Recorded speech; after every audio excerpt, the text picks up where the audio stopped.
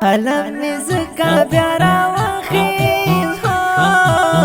نظر حلنا درتا بیا بیانم وای وای رانا هیرگی نجانانا سجدائی می پزرگی جڑک زخمنا وای وای لالیا چرتا رانا لڑی زدی بیرتو نشدان ویسلایم وای وای بیاد غم جن زرگی لدردا لاسو میسری پوینو سری دردا کم وای وای زرگیا صبر شام جارا انداز ون یادی بیاکلا رازینا وای وای رب می سن خوشحالی وکړي چې مې د سنګران د خاورو لاندې وینا وای وای زړګیا صبر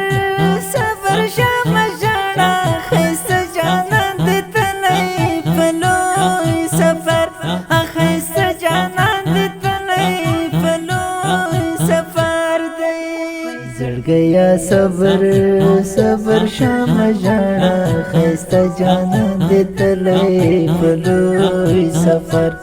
ښایسته جانان دې تللی په لوی سفر دی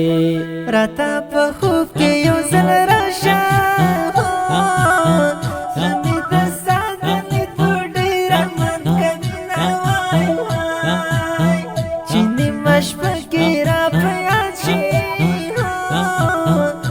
تر سهاره اوښکې وړي مې تویومه جار جار دا خدا ستا د بېلتون زور دی جار ځکه مې اوښکې په مخ لارې جوړوینه وای وای څنګه ناڅاپه په زړه شي جانانه څه شو ستا بېلتون لیونی کړمه وای وای که چېرته کېږي بېرته راشه بغیر له تا مې د ژوند نشته د خوندونه وای وای زړه مې له تا نه نه صبرېږي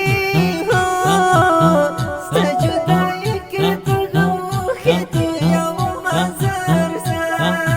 وای په زړه مې سره اورونه بل دي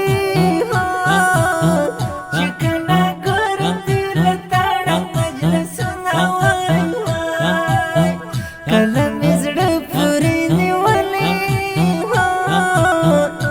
ډېره نامسته خاموشه تصویرونه وای وای زړه به مې ولې ژړا نه کړي د ګل د زکلانه مې ورک د کلي شونه وای وای که زړه تاسو تسلي ورکړم هېڅ نه صبرېږي غواړي تر سدېدنونه وای وای د جانانې جانان مې سرې دي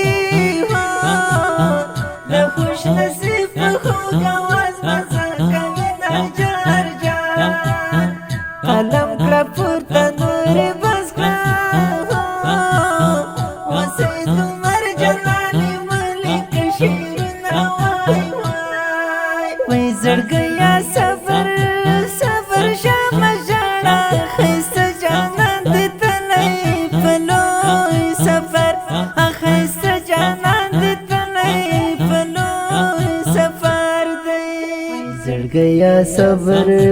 صبر شمه ژړه ښایسته جانان دې تللی په لوی سفر ښایسته جانان دې تللی په لوی سفر دی دا ښکلی نظم په ښه غوز د مستر خوش نصیب جانان شاعر سید عمر جلالی صاحب د اړیکو شماره 0 ترتیب کړل مکه اسلامي سټوډیو د اړیکو شماره 0 شپږ اویا اوه سوه اتیا لس شپږ اویا